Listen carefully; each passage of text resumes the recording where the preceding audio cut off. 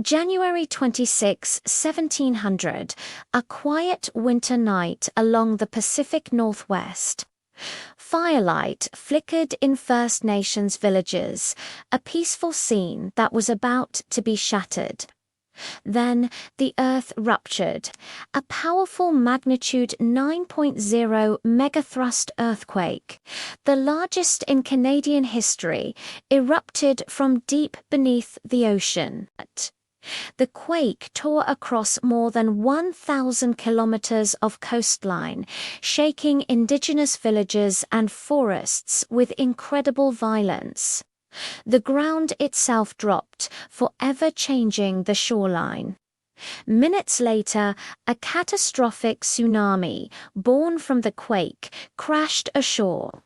Massive waves surged inland, devastating the First Nations communities that had called this coast home for millennia.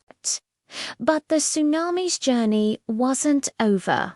It traveled thousands of kilometers across the Pacific and even reached the shores of Japan hours later, leaving behind a trail of destruction.